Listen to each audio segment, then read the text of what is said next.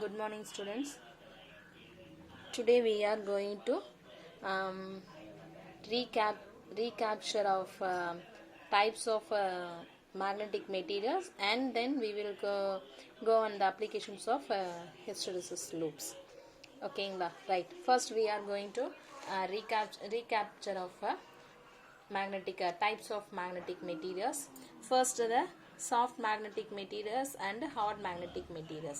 So we are நம்ம வந்து எதை வச்சு பேஸ் பண்ணி magnetic materials classify பண்ணுவோம் அப்படின்னு சொன்னா based on the hysteresis loop shape and size of the and area of the hysteresis loop. ஓகேங்களா?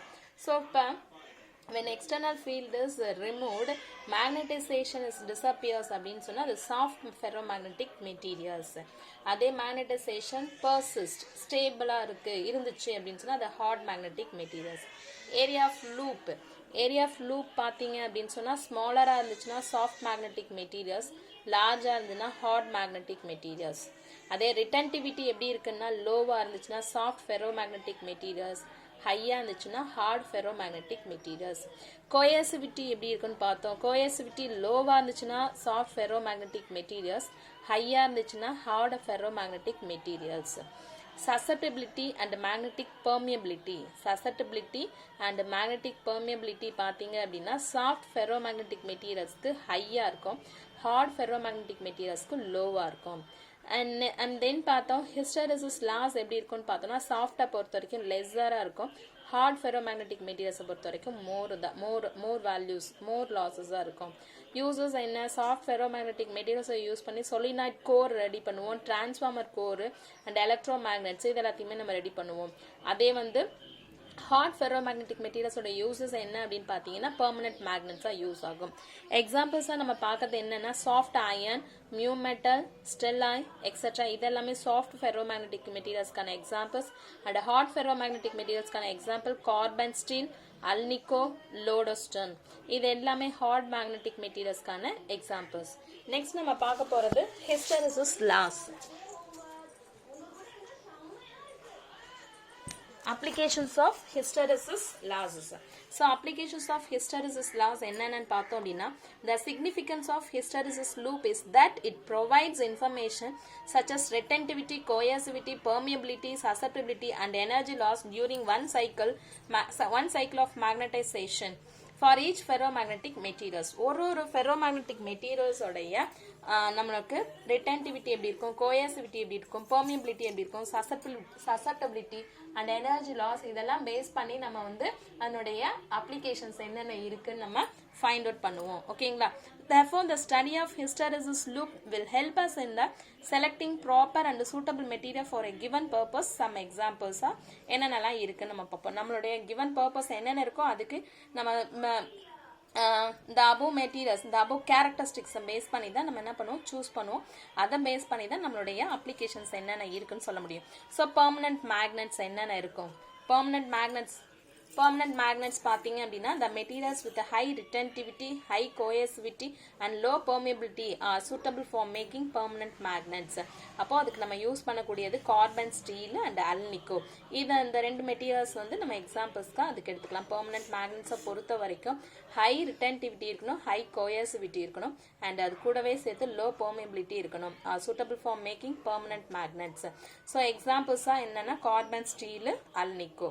தென் எலக்ட்ரோமேக்னெட்ஸ் பார்த்தீங்க அப்படின்னு சொன்னால் எலக்ட்ரோமேக்னெட்ஸ் வந்து the materials with a high initial permeability, low retentivity, low coercivity and thin hysteresis loop with a smaller area.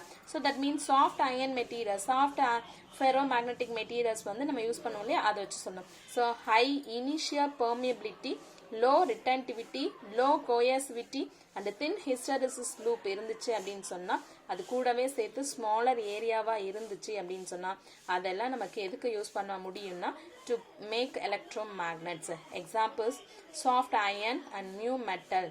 And then mu metal அப்படிங்கிறது nickel, iron, alloy அந்த மாதிரி அதுதான் mu மெட்டல்னு சொல்றது. Then core of the transformer.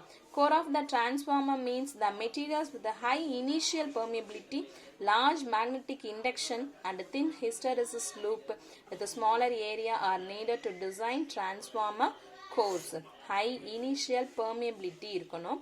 அது கூட சேர்த்து large magnetic induction and thin hysteresis loop. Thin hysteresis loop with a smaller area are needed to design transformer core. For examples என்ன அப்படின்னா soft iron வந்து நம்ம எடுத்துக்கலாம். ஓகேங்களா. next we move on the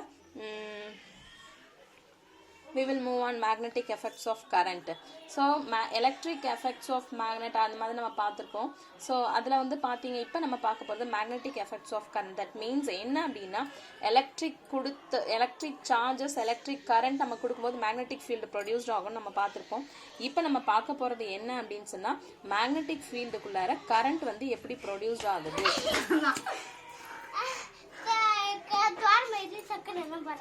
In 1820, Hans Christian Weierstrass, while preparing for his lecture in physics, noticed that electric current passing through a wire deflects the nearby magnetic needle in the compass. By proper investigation, he observed that the deflection of magnetic needle is due to the change in magnetic field produced around current carrying conductor. இப்போ என்ன செய்ய போறோம் அப்படின்னு சொன்னா Hans Christian வயர்ஸ்ட்ரேட் அப்படிங்கிறவர் என்ன எடுத்திருக்கிறாரு பிசிக்ஸில் பொறுத்த வரைக்கும் electric current passing through a wire deflects the nearby magnetic needle in the compass. So ஒரு எலக்ட்ரிக் கரண்ட் பக்கத்தில் காம்பஸ் மேக்னெட்டிக் நீடில், அதாவது ஒரு டிஃப்ளெக்டிங் மேக்னெட்டை கொண்டு போகும்பொழுது மேக்னெட் பாக்ஸை கொண்டு போகும்பொழுது அதுக்குள்ளே இருக்கக்கூடிய நீடில் வந்து என்ன ஆச்சு அப்படின்னு சொன்னால் மேக்னெட்டிக் நீடில் வந்து டிஃப்ளெக்ட் ஆச்சு. ஸோ அதை வந்து அவர் என்ன பண்ண ஆரம்பிச்சாரு, by proper investigation he observe that the deflection of magnetic needle is due to the change in magnetic field produced around current carrying conductor. ஒரு கரண்ட் கேரிங் கண்டக்டரை சுற்றி மேக்னெட்டிக் ஃபீல்டு ப்ரொடியூஸ்டு ஆகிறது அல்ல, ஒரு டிஃப்ளெக்ஷன் மேக்னெட்டிக் பாக்ஸை நம்ம கிட்ட எடுத்துட்டு போகும்போது அதில் இருக்கக்கூடிய மேக்னெட்டிக் நீடில் வந்து டிஃப்ளெக்ஷன் ஆகுதுங்கிறத அவர் கண்டுபிடிச்சாரு. தென் இதை வந்து நம்ம ரிவர்ஸ் பண்றோம் அப்படின்னு சொல்லும்போது reverse means என்ன அப்படின்னா when the direction of current is reversed, the magnetic needle is deflected in the opposite direction. This lead to the development of the theory electromagnetism, which unifies two branches in physics, namely electricity and magnetism. That means வந்து before Weierstrass வரதுக்கு முன்னாடி electricity அப்படிங்கிறது ஒரு branch, magnetism அப்படிங்கிறது ஒரு branch இருந்துச்சு. So after the 1820th yearக்கு அப்புறம் என்ன ஆச்சு அப்படின்னு சொன்னா எலக்ட்ரிசிட்டியும் மேக்னட்டிசமும் ரெண்டும் ஒன்னா சேர்ந்து எலக்ட்ரோ மேக்னட்டிசம் அப்படின்னு ஒரு டிபார்ட்மெண்ட், புதுசா ஒரு பிரான்ச் வந்து நமக்கு கிடைச்சது. ஸோ அதை தான் வந்து வயர்ஸ்ட்ரேட் எக்ஸ்பெரிமெண்ட் நம்ம சொல்றது. ஸோ இது சின்ன வயசுல நீங்க லோயர் கிளாஸஸ்ல படிச்சுப்போம். என்ன அப்படின்னா ஒரு கார்ட்போர்டு எடுத்துட்டு அந்த கார்ட்போர்டோடைய சென்டர்ல ஒரு ஹோல் போட்டு அந்த சென்டர் வழியா ஒரே ஒரு வயரை வந்து நம்ம பாஸ் பண்றோம் அப்படின்னா அந்த வயரோடைய ரெண்டு எண்டும் பேட்டரியில கனெக்ட் பண்ணிடுவோம். பேட்டரியில கனெக்ட் பண்ணிட்டோம் அப்படின்னா அந்த வயர் வழியா கரண்ட் பாஸ் ஆகும். அப்படி கரண்ட் பாஸ் ஆகும்பொழுது அந்த கார்ட்போர்டை சுத்தி அயன் ஃபில்லிங்ஸை போட்டு விட்டுட்டு அயன் ஃபில்லிங்ஸ் போட்டு விட்டதுக்கு அப்புறம் பேட்டரியோட ஸ்விட்ச் ஆன் பண்றோம் அப்படின்னு சொன்னா அதுல இருக்கக்கூடிய அயன் ஃபில்லிங்ஸ் ஒண்ணுமே ஆகாது, அப்படியே இருக்கும்.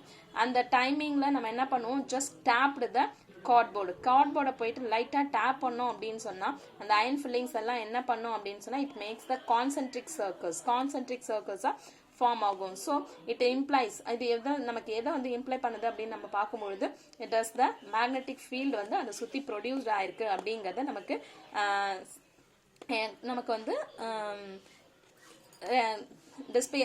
டிஸ்பிளே பண்ணோம். ஸோ ஓகேங்களா. ஸோ இதை வச்சு தான் நம்ம வயர்ஸ்ட்ரேட் எக்ஸ்பெரிமெண்ட் அப்படிங்கிறத நம்ம லோயர் கிளாஸஸ்ல படிச்சது தான். ஸோ அதுவே பேட்டரியோட கரண்டோட டைரக்ஷன் நம்ம சேஞ்ச் பண்றோம் அப்படின்னும் போது டெஃபினட்டா இந்த கான்சென்ட்ரிக் சர்க்கிள்ஸோட டைரக்ஷனும் நமக்கு சேஞ்ச் ஆகும். ஓகேங்களா. ஸோ இதை பேஸ் பண்ணி நம்ம நெக்ஸ்ட் நம்ம பார்க்க போறது magnetic field around a straight current carrying conductor and circular loop. So இது ரெண்டுமே ஒரு இம்பார்ட்டன்ட் கொஸ்டின்.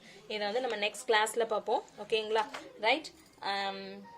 நான் இதில் வந்து அப்ளிகேஷன்ஸ் ஆஃப் ஹிஸ்டெரிசிஸ் லூப் வந்து அந்த 3 பாயிண்ட்டையும் படித்து டெஸ்ட் எழுதி காமிச்சிருங்க. டெஸ்ட் எழுதி அப்டேட் பண்ணுங்கள். Thank you students.